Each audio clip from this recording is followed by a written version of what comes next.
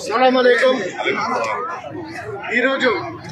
నేను ముస్లిం సోదర సోదరీమణులతో ములాఖత్ ప్రోగ్రాం రాజంపేట నియోజకవర్గం ప్రజలకు చేయడం చాలా సంతోషకరంగా ఉంది। ఆ అల్లాహ్ దయ వల్ల నిన్న చాలా పెద్ద వర్షం పడుతుందని భావించాం, కానీ ఆ అల్లాహ్ కరుణించి ఈరోజు ఈ ప్రోగ్రాంని ఇంత పెద్ద ఎత్తున సక్సెస్ చేయడానికి కారణం ఆ అల్లాహ్ ఆశీస్సులు।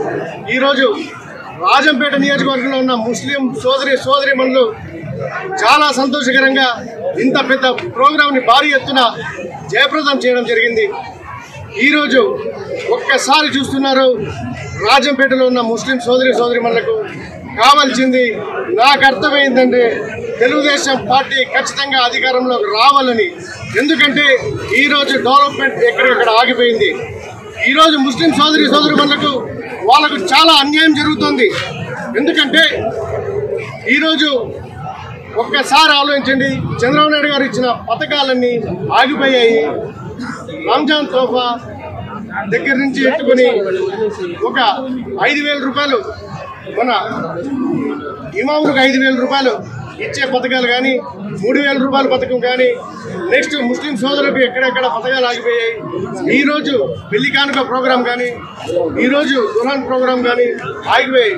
కానీ ఒక్కసారి ఆలోచించండి రాజంపేట ప్రజలారా, ఈరోజు ముస్లిమ్స్ అంటే నా దృష్టిలో ఒక యుద్ధం చేసే వ్యక్తులు, ఒక యూనిట్గా ఉండే వ్యక్తులు, వాళ్ళు అనుకున్నది సాధించడంలో ఎంతవరకైనా పోయే వ్యక్తులు, వాళ్ళు కష్టానికి వెనకాడరు, చాలా నిజాయితీ పరులు। అటువంటి వ్యక్తులు దయచేసి మా వెంట నడవండి, మాతో పాటు ఉండండి, నేను మీతో పాటు ఉంటా, మీతో పాటు కృషి చేస్తా, 100% మీతో పాటు ఈరోజు ప్రయాణం చేయడానికి ఇక్కడికి వచ్చాను రాజంపేటలో। దయచేసి మళ్ళీ ఈరోజు ముస్లిమ్స్ గురించి ఒక మాట చెప్తున్నా, ఏంటంటే ఈరోజు రాజంపేటలో కనీసం మినిమం పెద్ద ఈద్గాలు ఒక 50 ఈద్గాలు ఉంటాయి। ఈ 50 ఈద్గాలు చాలా ఇబ్బందికరమైన పరిస్థితుల్లో ఉన్నాయి, వాళ్ళని పట్టించుకునే నాదులు లేరు, పట్టించుకునే వ్యక్తులు లేరు। ఒకప్పుడు చంద్రబాబు నాయుడు గారు ఒక ఈద్గాకి 5 ఎకరాలు స్థలం ఇచ్చారు ఇదే రాజంపేటలో। కానీ ఈరోజు నేను ముస్లిం సోదరులు ఒక్కటే రిక్వెస్ట్ చేస్తున్నా, మీ అందరూ నాకు సహకరిస్తే ఈరోజు మీతో పాటు జర్నీ చేయడానికి సిద్ధంగా ఉన్నా, మీరందరూ ఒప్పుకుంటే 50 ఈద్గాల్ని దత్తత తీసుకోవడానికి రెడీగా ఉన్నా, 50 ఈద్గాల్ని రెడీగా ఉన్నా। ఈరోజు మొదటి ఈద్గాగా మన్నూరు, రాజంపేటలో ఉన్న మన్నూరుని 10 లక్షల రూపాయలు డొనేట్ చేసి రేపటి నుండే పనులు స్టార్ట్ చేయిస్తా। తీసుకొని రాజంపేటలో ఖచ్చితంగా ప్రజలు ఆశీర్వదించి నన్నుకి గెలిపిస్తే తప్పకుండా మీతో ఉంటా, మీతో తిరుగుతా, మీ బాధల్ని తీరుస్తానని చెప్పుకుంటూ సెలవు తీసుకుంటున్నాను। ఆగిపోయింది రాజంపేటలో నుండి కువైట్కి సౌదీకి ఫోన్ అవసరం లేదు। రాజంపేటలో ప్రజలు కువైట్ సౌదీలో ఉన్న వాళ్ళు ఖచ్చితంగా రాజంపేట వైపు చూసి రిటర్న్ రావాలి। ఎందుకంటే డెవలప్మెంట్ ఆగిపోయింది, జిల్లా కేంద్రం చేయలేదు, ఔటర్ రింగ్ రోడ్ లేదు, రాజంపేటకి మెడికల్ కాలేజ్ లేదు।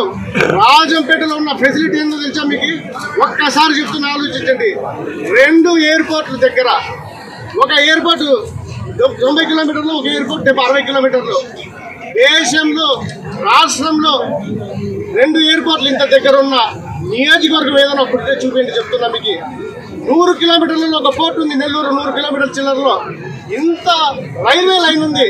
ఇన్ని అభివృద్ధి బాట పట్టే అన్ని వనరులు అనుకూలిస్తే ఈరోజు రాజంపేట డెవలప్మెంట్ అనేది 0। దీనికి ఖచ్చితంగా 100 MSME యూనిట్లు తీసుకొస్తారు రాజంపేటలో। ముస్లిం సోదరులు అద్భుతంగా పనిచేస్తారు, వాళ్ళకి తప్పకుండా దీంట్లో ఒక 40-50 యూనిట్లు, మన హిందూ సోదరులు యూనిట్లు కావాలంటే వాళ్ళకి ఒక 50-40 యూనిట్లు పెట్టి 100 ఇండస్ట్రీస్ 10,000 మందికి ఉపాధి కలిగే పరిస్థితికి తీసుకొస్తాం।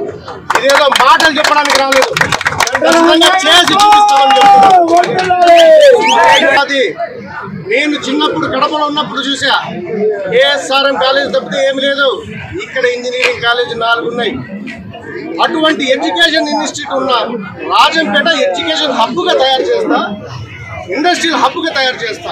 ఈరోజు ఎందుకు చెప్తానంటే ఉపాధి ఇక్కడి నుండి కువైట్ సౌదీలు పోవడం లేదు. కువైట్ సౌదీలో ఉన్న రాజంపేట నివాసులు ఇక్కడ చూసి ఇక్కడికి రావాలని కోరుకుంటున్నారు.